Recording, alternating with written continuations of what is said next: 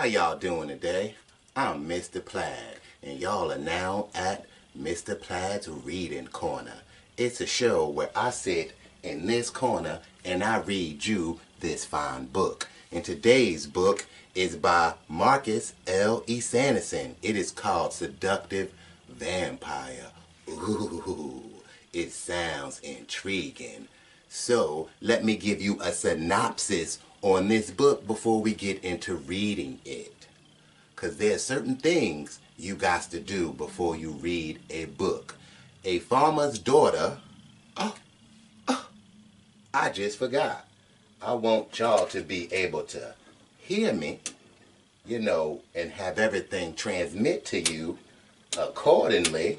So we're going to kick it up a notch soon as I find out how to turn this speaker on.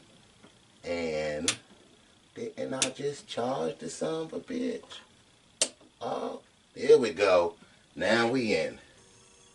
Mic check, 1, 2. All right. A farmer's daughter, Anna, and a runaway slave, Michael, embark on a journey for freedom on their way. Let me start that over. On their way, I gotta read a book, so it's hard. On their way, they love people, fall in love, and encounter a mysterious, mystical vampire. Ooh. He feels their love and gives them his soul for redemption of his sins, and so they can have eternal love. So now not only do they face being an interracial couple, they are now vampires who share a mystical soul. Woo. All right.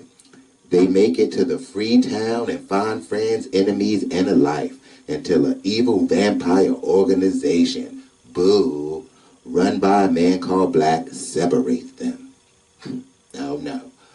That starts Michael's search for Anna. 107 years later, they find each other again. The same organization wants them to be apart. So they fight to stay together as enemies become friends and mysteries are revealed. How vampires come from aliens. What? And what part they play in the big picture. Mostly after 107 years. How do you get your relationship back? So, before we read this book, we're going to put this mic down and tell you the steps to reading a book. First, you want to get some snacks. Get whatever snacks you got around the house. Anything is good. All right. You want to put on some light, slow jazz. All right. You have to light a candle. All right. If you the particular type like Mr. Plaid,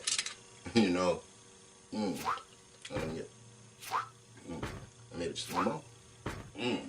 I'm saying if you likes the weed, you roll a J to this, not a blunt. We about to get grown and sexy now.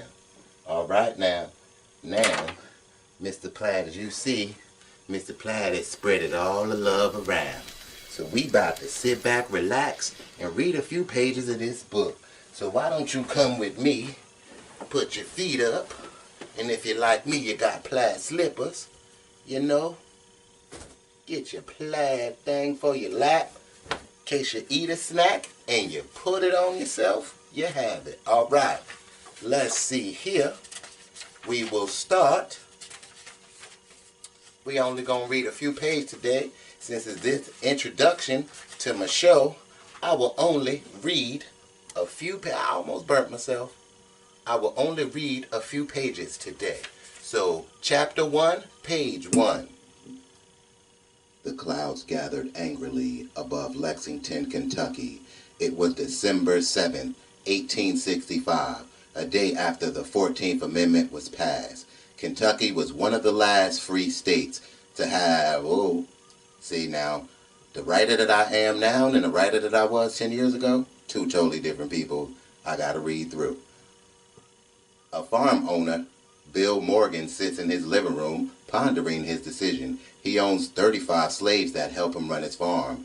Now he has to set them free. His farm will go out of business without them. Hiring that many workers will cost more than the farm makes. He hates that his farm is dependent on slaves as much as he hates the slaves themselves. He has hated them since they arrived in North America and his side of the country. He considered them not to be human, but animals deceived from apes, not even worthy of a name. If you were 5 to 15, you were called boy or girl. If you were 16 to 25, you were called young man or woman. If you were 26 and older, you were called old man or old woman. He grabbed his shotgun from over his fireplace and then loaded it.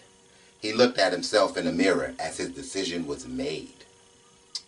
In the barn out back, his 35 slaves sit waiting for their freedom. It had been rumored around for a few days now. A young man sat at the door and waited. He daydreamed of a free life with his best friend Anna. She was a farmer's daughter, and they were the only two around their age. They grew up together, became friends, and maybe more. The barn door opened, and it was Anna. She ran to him, hugged him tight, then looked sadly into his eyes. "My father is on his way to kill all of you. You have to leave now," Anna says to all of them. Most of them didn't believe her out of distrust for her race. "Run away with me. I don't want to see you die, please," she says to her best friend. He nods his head. She grabs his hand and peeks out of the barn door. She sees her father on the way to the barn with his shotgun. They ran out for their lives as 15 other slaves follow them. Now, page 2. And if you feel like a snack, go on, have a snack. You know what I mean?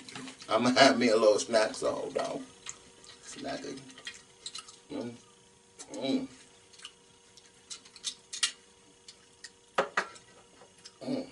You know what? Since this is a new show and all, and I don't want to spoil too much, I think we going to stop right there. Because you know we got a long ways to go, and I had to do my introductory. I spread the love everywhere. So, to all you out there in video land, I want to thank you, and this is the Plaid Corner. Thank you, and please come back again, because you know I will. But also, when you're done reading your book, there's certain things you need to do. Blow out your candle.